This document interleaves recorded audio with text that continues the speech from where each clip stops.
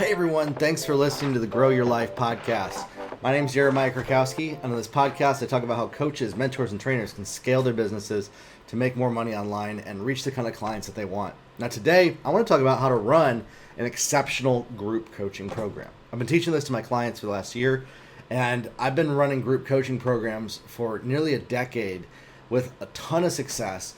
In fact, I don't recommend that people do one-on-one coaching as their main business model, that you reserve one-on-one VIP type coaching for only a select few of the people that you work with.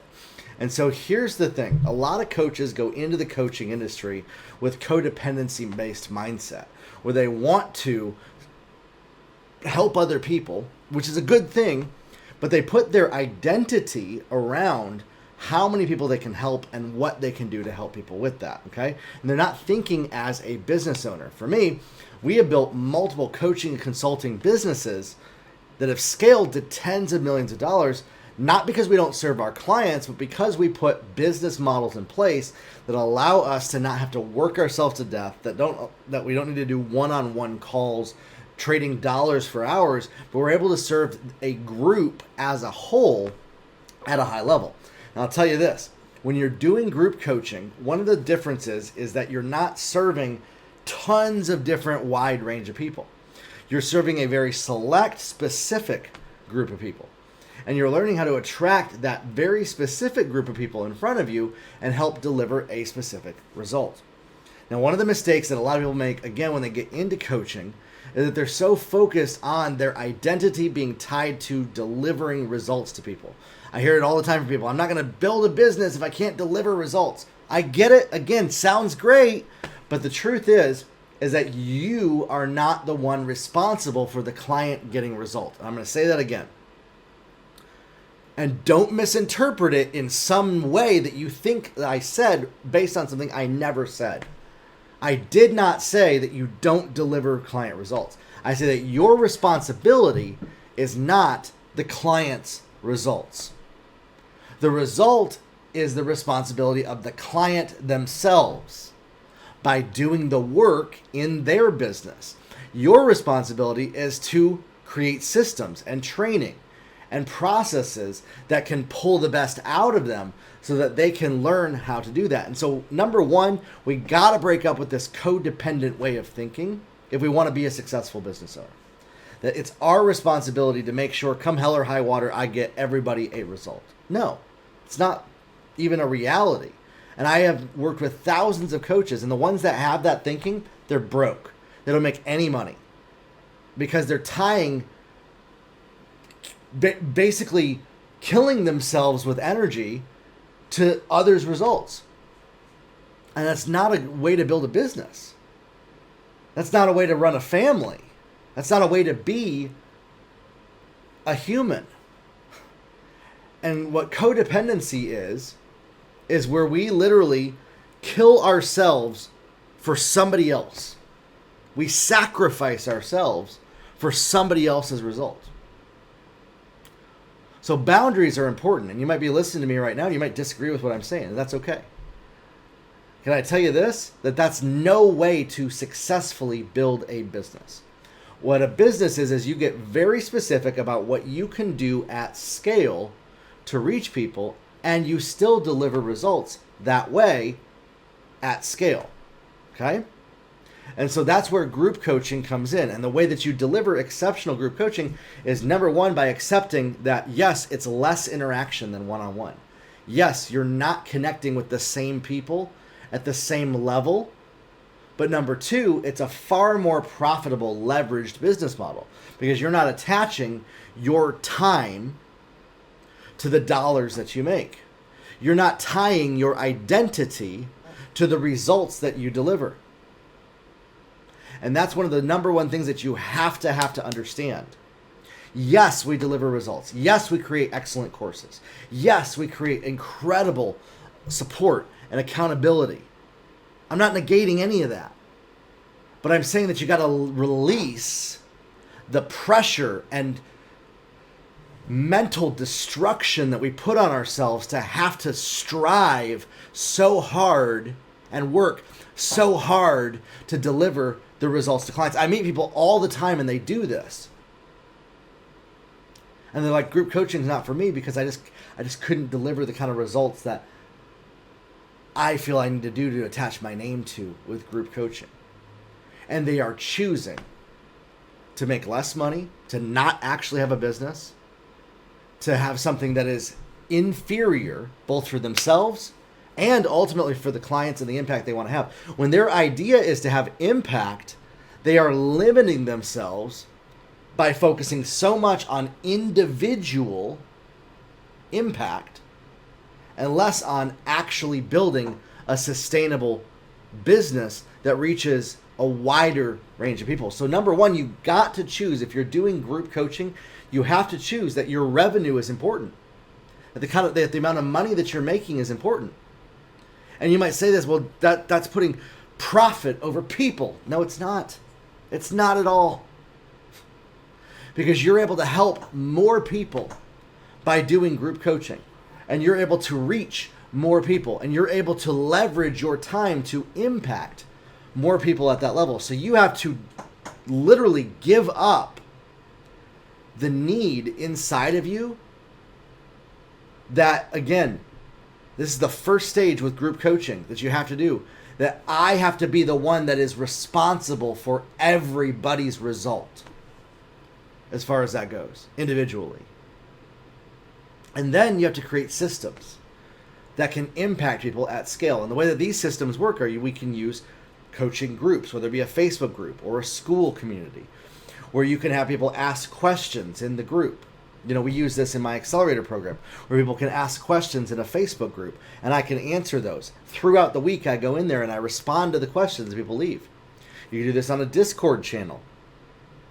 And you can host live coaching calls, live group coaching calls in a group setting with people, where you can interact with the group on a live Zoom call. And you can answer questions. Now, again, you might be saying, but I'm not able to deliver results to 100% of all the people by doing it. See, you gotta really resolve that thing and learn to let go of other people's choices over their lives and learn how to lead a group of people. By learning how to lead a group of people, this is like what a setting in a university does, where you are somebody who is talking to a group of people and they are interacting with you through verbal interaction, through written interaction. And they're able to take your message, which is a one-to-many model, and you're able to communicate to multitudes of people to help deliver the results that they expect. And so for you to be able to build a business at scale, you have to learn to accept the one-to-many model's limitations and then utilize the very best framework of what actually delivers results in a one-to-many model. You're able to leverage live Zoom calls. You're able to leverage recorded classes and courses that answer questions that people have. You're able to facilitate live Q&A interaction with your audience, with the people that you're looking to interact with. You're able to get them to ask questions consistently of you, so that then by asking those questions, they're able to get the answers and the solutions that they're looking for. And so then what you do is you're able to figure out, okay, what does the group as a whole, what are they dealing with the most? What are they wanting a solution to the most? The group as a whole starts to deal with similar problems, similar frustrations. And so your goal is to pay attention to, what is the group as a whole asking about? What are the questions that the entire group is dealing with that they're wanting answers to? And so this person over here might ask a question. This person over here might ask a question. And you're able to bring those questions together and find what is the common thread across all of those. And now all of our marketing materials are used to draw in people that have these similar and common issues. And so you're able to serve this group as a whole by getting very, very specific to a few issues and not trying to serve dozens and dozens and dozens of issues with people. And so you're able to create courses on these problems that they're dealing with. And you're able to create frameworks on these issues. And by doing that, then you're able to lead people with your marketing material into a very specific place where you're able to get them results quickly. Okay? And so by you being able to do that, by you being able to communicate powerfully with a group of people, by learning how to communicate, that means putting yourself into a position of authority in the group where people are looking up to you, where people are looking to you as somebody that they can respect, that they want to listen to, that they want to lean forward with and engage with. You're able to provide value to that group and teach them and mentor them and coach them and provide them with the support, the accountability that they're looking for, and the answers that are going to solve the problems that they have. And so the type of systems that we like to use is having some kind of group interaction and a schedule. You have a very specific scheduled time, 1 day a week, twice a week. You could do it every day. I even know clients that do one call every day. And what it is these are boundaries that people know that within these boundaries is how they're able to engage with you, is how they're able to interact. They can show up on a live call. They can show up in a group interactive setting to be able to get the help, the support, the accountability that they're looking for. Now, is everybody going to be served in this? No, because literally there are people who are going to choose to not show up. They're going to choose to not go through the training. They're going to choose to not interact. And so you got to learn to release the codependent control that you're trying to have over other people doing what they should. But learn at the same time how to be assertive at leading people at scale by telling people what expectations, what you require of them, what you expect of them, how you expect them to show up, how you expect that interaction to go. And then when you do this, people will follow what you're saying. And so it starts with you having confidence in how you're communicating, believing that this process works. I can tell you this, we've built multiple businesses in this space, and this process works extremely well to be able to reach people, to be able to create businesses that generate millions of dollars in revenue. And I think it'll work for you as well. If you are a coach, if you are a trainer, if you are a mentor, it's time to step over the threshold of, oh, I got to serve all these individual people, and I help such a wide range of people. And start to get more specific as to the ones that you can deliver results to the fastest. So who are the ones that engage with you the most, that you can deliver the fastest result to, and that actually show up with you, asking questions and leaning forward, and actually interacting in a way where they want to get the result, where they're actually showing up on the calls. Not everybody's going to show up on your group calls, but when you can pay attention to who are the ones that are showing up. Who are the ones that are actually engaging? You might have to answer questions that you don't always want to ask. Maybe you've already answered it before, but can I tell you this? That doesn't mean that you're a bad coach. It means that you've actually dialed in your coaching well.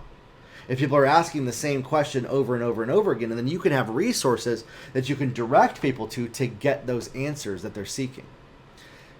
And so if you're a coach, if you're a mentor, if you're a trainer, and you're looking, how do I shift into this group coaching world? You're selling a result. You're selling an outcome. You're selling a solution to people. But you're not taking hours and hours and hours of your time to deliver it.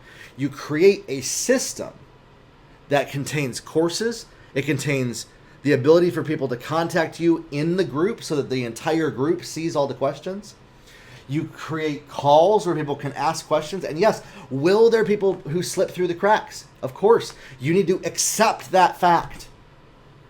Will there be people who feel like they weren't served at the highest level by your group? Yes, and you have to accept that fact. But when you can learn, and the number one skill that it takes to really do this well is to communicate well. When you can learn how to be a master communicator with your group.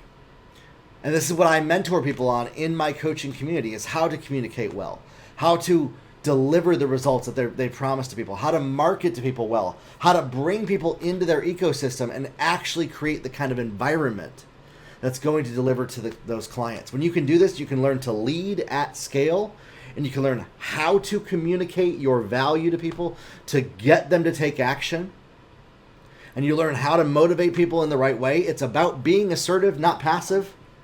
You're not waiting for people to come to you with their questions, but rather you're somebody who provides the opportunity, and then you directly give people the solution that they're looking for. When you can learn to do that, you can master this game of group coaching and group consulting at scale.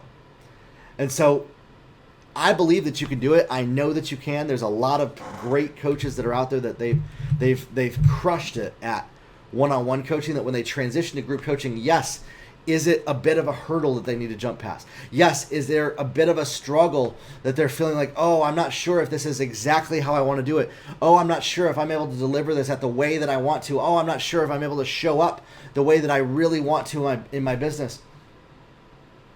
But when they learn to accept those limitations and they learn to say, okay, I'm going to show up and I'm going to interact with people and I'm going to learn and I'm going to choose to give it my best with these people that are asking for my help, you're able to deliver results and create a business that's able to create the kind of money that you want to make. If you want to actually create the kind of income that you want to make, group coaching, you need to do it. One-on-one coaching is not going to make you the kind of money you want to make. It's going to burn you out, and you're plateaued and you're limited as to how far you can go. And so the solution is to say, okay, I'm going to give up a lot of the benefits that there might be to one-on-one coaching, and I'm going to choose to put this into a very specific niche, a very specific idea that I'm going to help a group with, and I'm going to build an audience of people that I can help interact with a group on, and then I'm going to show up each day and I'm going to deliver results to those people, and I'm going to help those people get the result that they expect from me. And so when you can learn to do this, you can have the kind of business that you want and the kind of results that people are looking forward to paying you for. All right? It's not rocket science, but it does take some courage. It does take defeating the fear and the worry and the doubts and the insecurities that we might have. They're telling us, oh, I'm not ready yet, or oh, I'm not sure if people are going to want to listen to me like this. You know, it's comfortable to stay in one-on-one coaching.